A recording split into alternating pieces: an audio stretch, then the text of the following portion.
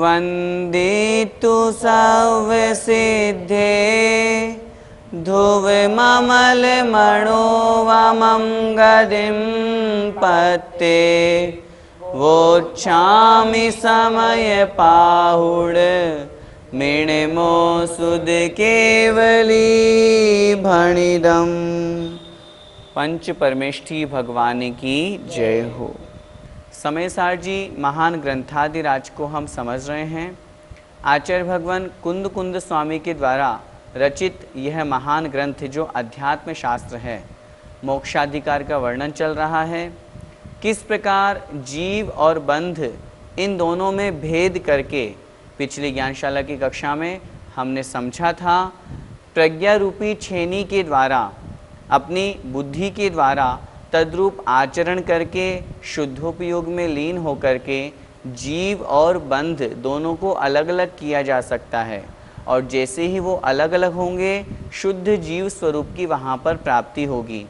आइए उसी बात को आगे बढ़ाते हुए आज की इस कक्षा में हम गाथा क्रमांक 317 पढ़ते हैं, जिसमें आचार्य भगवान वही बात कह रहे हैं। जीव और बंध जब दोनों नाना पने को अर्थात भिन्न पने को प्राप्त हो जाते हैं तब क्या सिद्धि होती है, किसकी प्राप्ति होती है, समझते हैं। जीवो बंधो यतः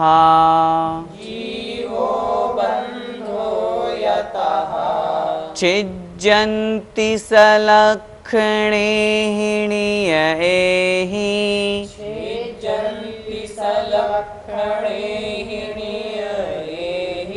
बंधो छेदे दवो शुद्धो अप्पाय घेत्तवो।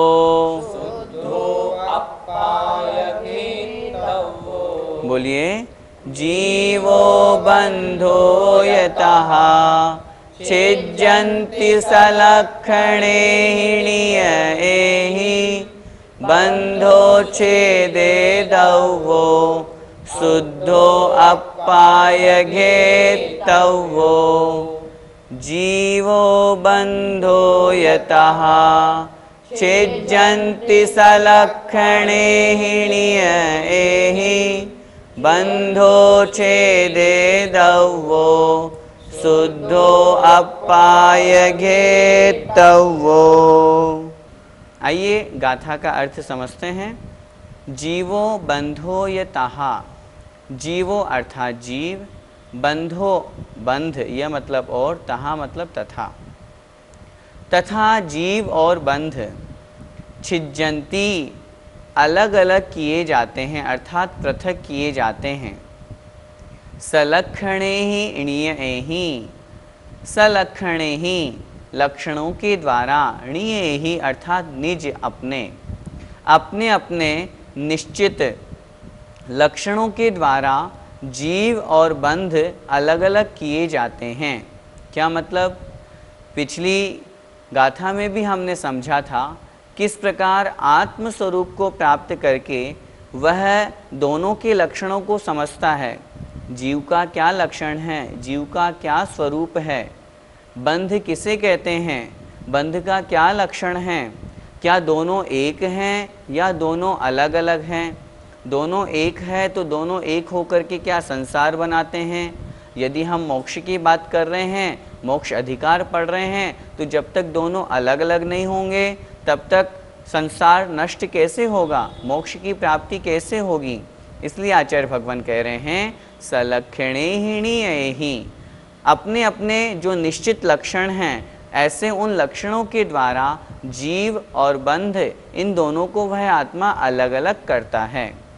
आगे आचार्य भगवान कह रहे हैं बंधो छेदे दवो, बंधो अर्थात बंध को, छेदे दवो अलग कर देना चाहिए। किससे? आत्मा से। हम अपनी आत्मा का कल्याण करना चाहते हैं, हम मोक्ष को प्राप्त करना चाहते हैं, तो आचार्य भगवान हमें उपदेश दे रहे हैं हमें उस बंध को अलग कर देना चाहिए।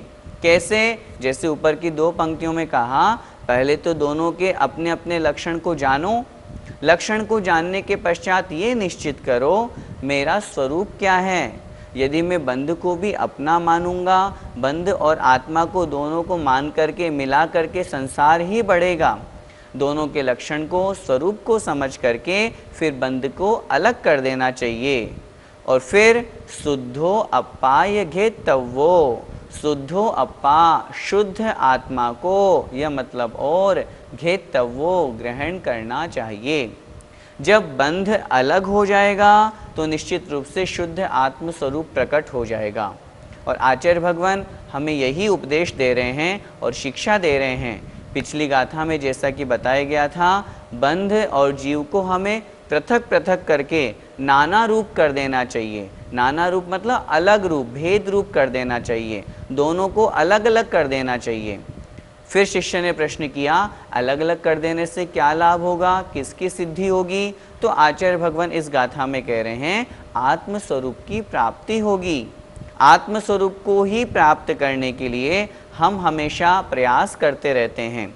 इसलिए ये गाथा जो 317 नंबर की है हमारे लिए बहुत महत्वपूर्ण है। हमें आचार्य भगवान उपदेश दे रहे हैं। एक बार फिर से गाथा का अर्थ देखें। जीवो बंधो यतहा, जीव तहा अर्थात तथा, बंधो अर्थात बंध, जीव और बंध छिज्जन्ति, अलग अलग कर दिए जाते हैं। कब? सलक्षणे ही णीयहि, सलक्षणे ही, स मतलब अपने स्व, लक्षणे ही लक्षणों के द्वारा, णीयहि ही जो निश्चित हैं। प्रत्येक पदार्थ का या वस्तु का अपना अपना लक्षण निश्चित है। जीव का लक्षण निश्चित है, ज्ञान दर्शन स्वरूप होना। बंध का लक्षण है कर्मण वर्गणों का कर्म रूप परिणत होना। दोनों अलग अलग हैं, दोनों का लक्षण अलग है, दोनों का स्वरूप अलग है, दोनों का कार्य अलग है। इस प्रकार दोनों के स्वरूप को समझ करके दोनों को पृथक कर देना चाहिए। और पृथक कर देने से बंधो छेदे दव्वो, बंध को अपनी आत्मा से अलग कर देना चाहिए। ऐसा होने पर क्या होगा? शुद्धो अपाय घेतव्यो, शुद्ध आत्मा को ग्रहण करना चाहिए। हम सभी का लक्ष्य शुद्ध आत्म स्वरूप को प्राप्त करना है, इसलिए ऐसे उस शुद्ध आत्म स्वरूप को हमें ग्रहण करना चाहिए। ग्रहण करने के लिए क्या करना चाहिए? जैसा कि यहाँ गाथा में बताया गया है, दोनों के स्वरूप को अलग अलग करो, लक्षण को जानो, अलग अलग जान करके बंध को छोड़ो। जैसे ही बंध छूटेगा शुद्ध आत्म स्वरूप प्रकट हो जाएगा और यही हमारा लक्ष्य है। गाथा का भावार्थ देखें। जीव तथा बंध अपने अपने निश्चित लक्षणों के द्वारा पृथक किए जाते हैं। पृथक का मतलब अलग किए जाते हैं।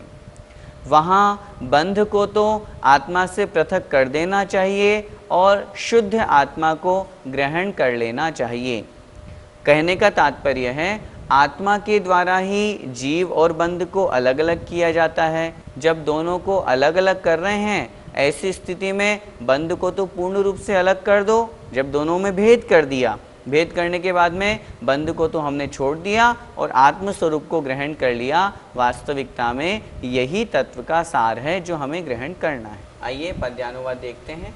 यो स्वीय स्वीय गुण लक्षण भेद द्वारा, तू भिन्न भिन्न कर बंध निजात्म सारा। शुद्धात्म है समय सारमयी सुधा पी, हे भव्य बंध विषय पै मत पी कदापि। अंत की दोनों पंक्तियों में आचार्य भगवान हमें उपदेश दे रहे हैं, हे भव्य जीव, शुद्ध आत्म स्वरूप ही समय सार है। हम जो ये समय सार जी पढ़ रहे हैं, इसको यदि हमने अपने जीवन में उतार लिया तो हमने शुद्ध स्वरूप को प्राप्त कर लिया। और इसीलिए मुझे वो प्रसंग याद आ रहा है जब आचार्य ज्ञान सागर जी महाराज उन ब्रह्मचारी विद्याधर जी को समय सार पढ़ाने से पहले बोलते हैं, समय सार पढ़ना तब सार्थक है जब मुनि बन जाओ। और इसी समय सार जी को पढ़ करके उन्होंने मुनि अवस्था धारण की थी ताकि उस आत्म स्वरूप को वो प्राप्त कर सके। इसलिए कह रहे हैं, उस समय सार रूपी अमृत को प्राप्त करो, पी लो, वही शुद्ध आत्म स्वरूप है। लेकिन हे भव्य जीव, कदापि कभी भी बंध रूप जो विष है, जहर है, उसको मत पीना। यदि उसको पिएंगे तो संसार में भटकेंगे, और यदि आत्म स्वरूप को पी लेंगे तो निश्चित रूप से संसार से पार हो जाएंगे। अब उस आत्म स्वरूप को कैसे ग्रहण करना चाहिए, उस बंध को कैसे छोड़ना चाहिए, उसके लिए आचार्य भगवान अगली गाथा कह रहे हैं। कह सो घी पदी अपा, कह सो घी पदी अपा, पन्नाए सो दुघि पदे अपा, पन्नाए सो दुघि पदे अपा, जह पन्नाए विभत्तो, जह पन्नाए विभत्तो, तह पन्नाएव घित्तव्यो, तह पन्नाएव घित्तव्यो। बोलिए, कह सो घि पदी अपा, पन्नाए सो दुघि पदे अपा, जह पन्नाए विभत्तो, तह पन्नाएव घित्तव्यो। अर्थ देखें, कह सो घिप्पदी अप्पा। पिछली 317 नंबर की गाथा में हमें आचार्य भगवान ने उपदेश दिया था, उस बंध को छोड़ करके हमें आत्म स्वरूप को ग्रहण करना चाहिए। शिष्य ने प्रश्न किया, भगवान उस आत्म स्वरूप को कैसे ग्रहण करें? यहाँ पर प्रश्न कर रहे हैं शिष्य, कह सो घिप्पदी अप्पा। कह मतलब कैसे, सो मतलब वह, घिप्पदी ग्रहण किया जा सकता है, अप्पा मतलब आत्मा। कौन सा आत्मा? शुद्ध आत्मा, क्योंकि उसी की बात चल रही है, मोक्ष अधिकार चल रहा है। शुद्ध आत्म स्वरूप को हम कैसे प्राप्त कर सकते हैं? तो आचार्य भगवान अगली पंक्ति में उत्तर दे रहे हैं, पन्नाए सो दुघिप्पदे अप्पा। पन्नाए प्रज्ञा के द्वारा, सो मतलब वह, घिप्पदे ग्रहण किया जाता है, अप्पा मतलब शुद्ध आत्मा। उस शुद्ध आत्मा को कैसे ग्रहण किया जा सकता है? तो उत्तर मिला, प्रज्ञा के द्वारा, बुद्धि के द्वारा। जैसे पहले की गाथाओं में बताया था, प्रज्ञा रूपी छेनी के द्वारा उस शुद्ध आत्म स्वरूप को तराशा जा सकता है। उसी प्रकार उस प्रज्ञा के द्वारा उस आत्म स्वरूप को ग्रहण किया जा सकता है। आगे कह रहे हैं, जह पन्नाए विभत्तो। जह मतलब जिस प्रकार, पन्नाए प्रज्ञा के द्वारा, विभत्तो विभक्त किया गया था। विभक्त किया गया से क्या तात्पर्य है? अलग अलग किया गया था। जीव और बंध दोनों अलग अलग है, इन दोनों का स्वरूप अलग है। ये हमने किससे जाना? प्रज्ञा के माध्यम से, ज्ञान के माध्यम से, बुद्धि के माध्यम से। तह पन्नाएव घित्तव्यो। तह मतलब उसी प्रकार, पन्नाएव प्रज्ञा के द्वारा ही, घित्तव्यो शुद्ध स्वरूप को भी ग्रहण कर लेना चाहिए।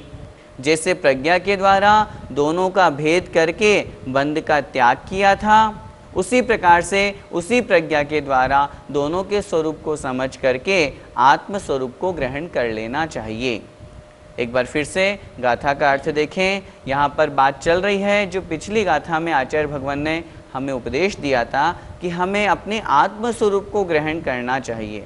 उस आत्म स्वरूप को कैसे ग्रहण करें? तो आचार्य भगवान कह रहे हैं, पन्नाए सो दुघित्तवे, अर्थात प्रज्ञा के द्वारा उस आत्मा को, शुद्ध आत्मा को ग्रहण किया जा सकता है। जह पन्नाए विभत्तो, जिस प्रकार प्रज्ञा के द्वारा दोनों में भेद किया था, दोनों का विभाजन किया था, बंध को छोड़ा था, तह उसी प्रकार पन्नाएव घित्तव्यो, उसी प्रकार प्रज्ञा के द्वारा ही घित्तव्यो ग्रहण कर लेना चाहिए। किसको? शुद्ध आत्म स्वरूप को।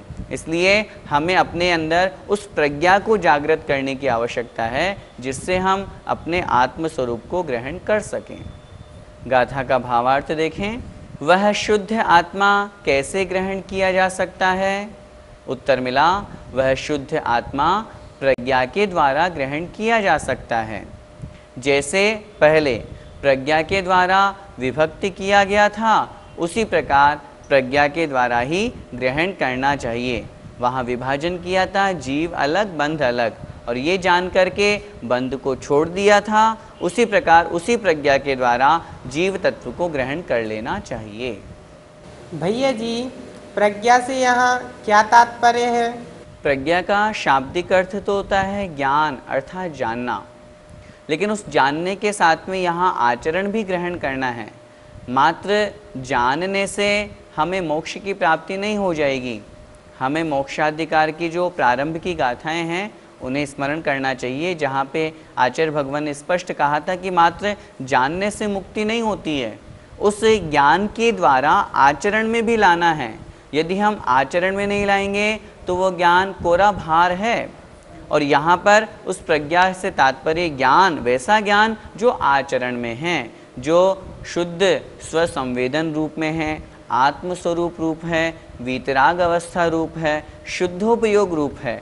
ऐसी अवस्था, ऐसा आचरण, ऐसा ज्ञान होने से वह जीव कर्मों को नष्ट कर लेता है और मोक्ष को प्राप्त कर लेता है।